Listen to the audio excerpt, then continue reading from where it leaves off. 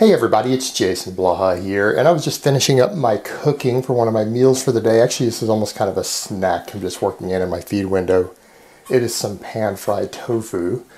But one of the questions people have been asking me lately, because they know I've been using a fair amount of list cardio, large amounts of it during my cut, and people have asked, and this goes back to one of the myths in the industry about this whole metabolic damage thing that has been promoted by some experts purely for financial profit. It's complete nonsense. But people are concerned and they've asked me, hey, will your body eventually adapt to the cardio? Because that is one of the prevalent concepts and ideas over in the bodybuilding world, which I don't like to deal with a lot because it's full of just so much ridiculous bro science. But the idea is if you do a certain amount of cardio, eventually your body will adapt and you will stop losing fat from it.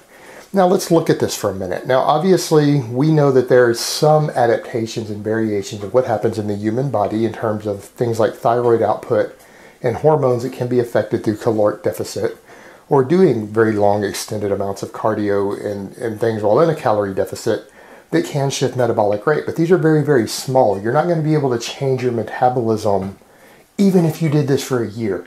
You wouldn't be able to shift it enough to where there's going to be 400 or 500 calories difference as a result of these hormones. Maybe 50 calories, maybe 100 calories.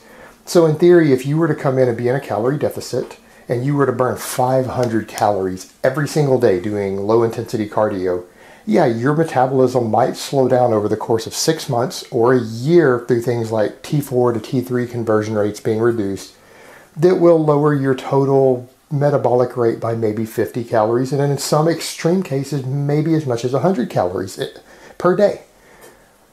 But the reality is, if you're still doing 500 calories burn on the cardio and you've got a 100 calories difference, that's still an extra 400 calories potential calorie deficit that you are inducing every single day. You're going to keep losing fat.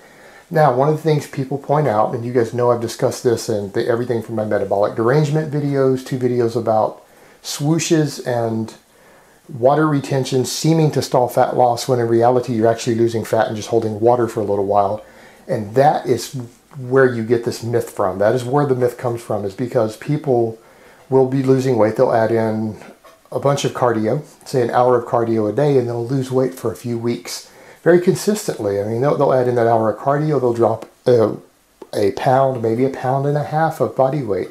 And so that's like a half kilo, maybe a little more for people who don't know pounds. And then after 3 or 4 weeks, maybe 5 weeks, it'll stall.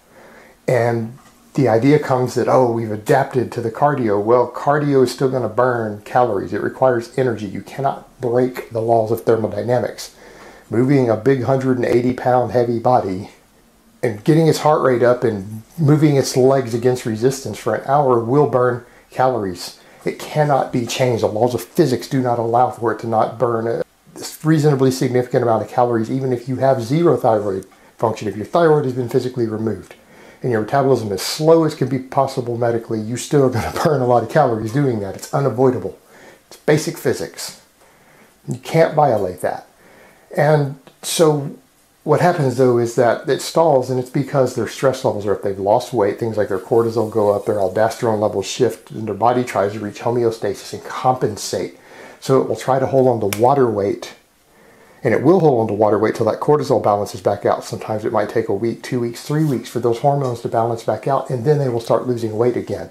And as long as they were consistent and they didn't make any big dramatic changes in their diet, which is the biggest mistake, people panic. They panic, do something dramatic, their cortisol goes up even more, they retain more water. And it's that water weight that gives that illusion of the adaptation. And the whole time, unless they cheated on their diet, which is the biggest issue, and the stuff I've covered over and over, is that there are psychological factors involved here to where you will eat food that you don't even realize or can't admit to yourself that you're eating. So unless they're cheating on their diet, eventually that water weight will restabilize, the hormones will restabilize, and that water weight will just drop off. And they will find that they actually were losing a little bit of fat that entire time, even though they thought they had stalled and adapted to the cardio. So this idea that your body adapts to the cardio in a negative sense isn't true. It will adapt in a positive sense in that you will no longer get a higher fitness level or more endurance from doing it because your body is used to doing it all the time. It's already there. There's no further adaptation to make until you increase the workload or the work capacity.